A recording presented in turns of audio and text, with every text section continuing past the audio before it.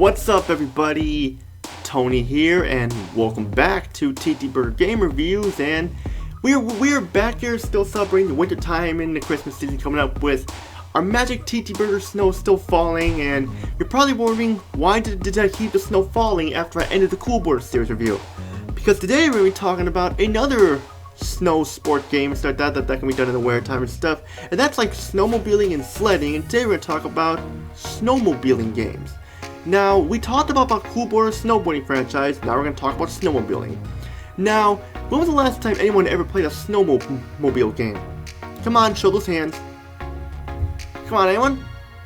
Well, those of you who haven't, today we're going to talk about a snowmobile franchise that's in two parts, and that is the Sled Storm franchise, which was actually kind of a surprise to me because when I first heard of Sled Storm, I thought this game is going to be sledding, like going down a hill sledding or something like that, but it turns out it was not. It's just another term for like snowmobiling and stuff.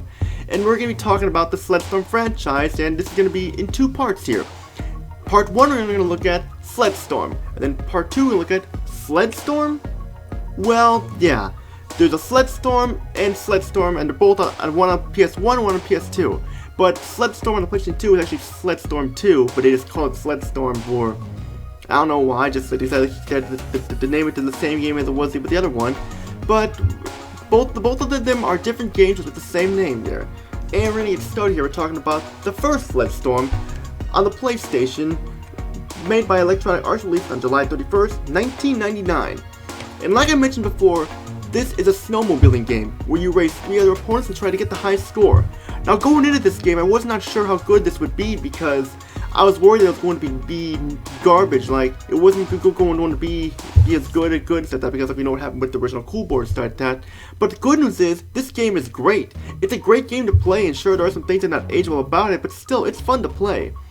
Now, since this isn't an extreme sport game, there's no story at all. So we're gonna skip right ahead and talk about the presentation, and the graphics are good for its time. We got detailed racers and vehicle models and stuff, and detailed cutscenes that play and stuff.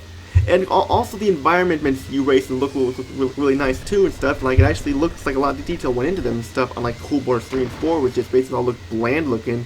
And you have a smooth frame rate, and it's a fast frame rate as well, and a great looking game overall. Now for sound we have great music, licensed tracks by artists like Rob Zombie, Ecoline Crush, Easy Rollers, Damn It Rollin', and more. And the voice acting, there's not much voice acting, but it's decent, but not the best, but still decent there.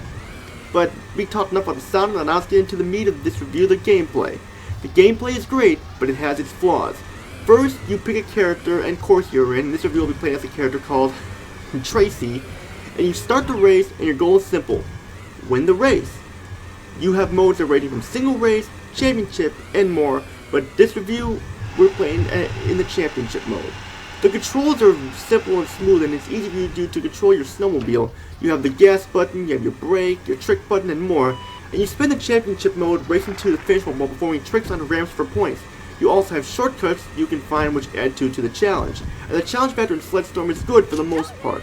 However, it can go a little overboard with the races, with the difficulty, and it can be kind of a turnoff for people who don't like unfair difficulty, but it's nowhere near as bad as the difficulties it was in Cool Board 3 and 4, so I'm just saying there. You can upgrade your snowmobile with money you earn, and when you max out your snowmobile, you are in for a wild ride and fun time because you go so fast that you'll be surprised at how fast you go. It's like brum brum brum, super fast and everything, you know, you had fun times, yeah.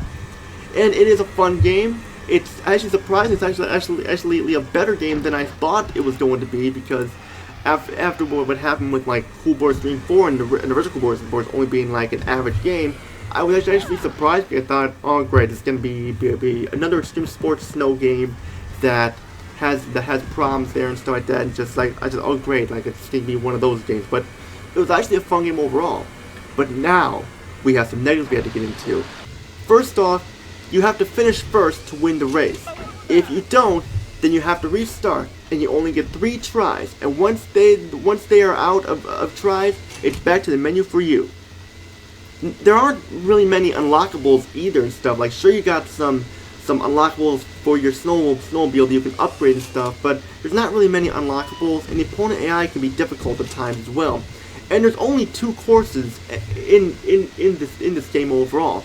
Sure, they had the broken up into multiple parts there, and you can unlock more parts to it and stuff like that when you place first and stuff like that, because you go through like 3 rounds for each course, and of course like the third one being the final, where you have to place first that mainly and stuff, and if you don't place first in that, you're fucked unless you have some retries there.